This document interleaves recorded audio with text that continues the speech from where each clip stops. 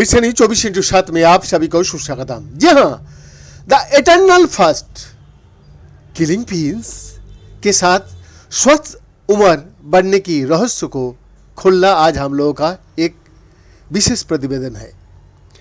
Genetic switch उम्रदराज मछलियों को निरंतर उपवास की जाल से बचाता है।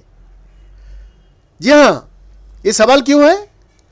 अल्पकालीन किलिंग फिश का अध्ययन करके कोलन में Max Planck Institute for Biology of Ageing के शोधकर्ताओं ने दिखाया है कि बुरी मछलियां जुबा उपवास और पुनः आहार चक्र से विचलित हो जाती है और इसके बजाय भोजन ग्रहण करने समय भी निरंतर उपवास की स्थिति में प्रवेश करती है। हालांकि पुरानी किलिंग में उपवास के बाद दोबारा दूध पिलाने के लाभों को सेलुलर ऊर्जा का एक महत्वपूर्ण सेंसर एएमपी क्रेंच की एक विशिष्ट सब यूनिट की आनुवंशिक रूप से सक्रिय करके बहाल किया जा सकता है।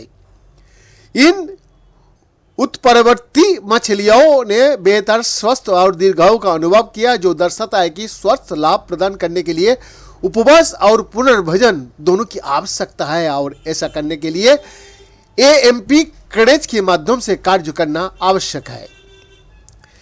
यह पहले से ही कई मॉडल जीवों में दिखाया गया है कि कम आहार, जी हाँ, या तो कैलोरी प्रतिबद्ध या उपवास की अवधि के माध्यम से स्वस्थ और सकारात्मक प्रभाव डालता है। हालांकि मनुष्यों के लिए जीवन भर कम खाना मुश्किल है।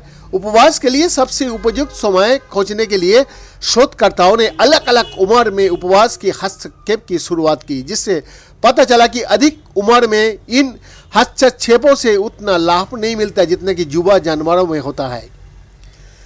कोलोन जर्मनी की शोधकर्ताओं की एक टीम ने अब किलिंग फिश में उम्र से संबंधित उपवास प्रभावी को जांच की है। किलिंग फिश तेजी से उम्र बढ़ने वाली मछली है जो कुछ ही महीनों में जुबा से बुरी हो जाती है। शोधकर्ताओं ने जुबा और बुरी मछलियों को ये दो कुछ दिनों तक उपवास रखा या उन्हें दिन में 2 बार खाना खिलाया। उन्होंने पाया कि बुरी मछली के आंत के बसा ऊतक भोजन के प्रति कम प्रतिक्रियाशील हो गया। वसा ऊतक भोजन की सेवन में भिन्नता पर सबसे दृढ़ता से प्रतिक्रिया करने के लिए जाना जाता है और चयापचय में इसकी महत्वपूर्ण भूमिका होती है। इसलिए शोधकर्ताओं ने इसे अधिक बारीकी से देखा। अध्ययन के प्रमुख लेखक रॉबर्ट रिया बताता है, शोधकर्ता ने पाया कि भोजन चरण पर प्रतिक्रिया करने के असमर्थता पुरानी मछली की वसा ऊतक को उपवास की स्थायी स्थिति में सेट कर देती है। ऊर्जा चयापचय बंद हो जाता है, प्रोटीन उत्पादन कम हो जाता है और ऊतक का नवीनीकरण नहीं होता है। शोधकर्ता ने मान लिया था कि बुरी मछलियां भोजन के बाद उपवास पर नहीं जाएंगी और नहीं जा पाएंगी। आश्चर्यजनक रूप से विपरीत सच था। बुरी मछलियां खाने खाते समय भी स्थायी उपवास की स्थिति में थी। Max Planck Institute for Biology of Ageing के निदेशक और अध्ययन के नेता एडम एटोमी में कहता है, जब शोधकर्ता ने अधिक बारीकी से देखा कि पुरानी मछली का वसा ऊतक जुबा मछली से कैसे भिन्न है, तो उन्हें एएमपी क्रेंच नामक एक विशिष्ट प्रोटीन का पता चला। ये कोइनेज एक सेलुलर ऊर्जा सेंसर है और विभिन्न सब यूनिट से बना है, जिनमें से Y1 सब यूनिट की गतिविधि उम्र के साथ कम हो जाती है। जब वैज्ञानिकों ने आनुवंशिक संशोधनों के माध्यम से इस सब यूनिट की गतिविधि को बढ़ाया तो उपवास जैसी स्थिति का प्रतिकार हुआ और पुरानी मछलियां स्वस्थ हो गए और यहां तक कि लंबे समय तक जीवित रहा। दिलचस्प बात यह है कि Y1 सब यूनिट और मानव उम्र बढ़ने के बीच एक लिंक भी पाया गया।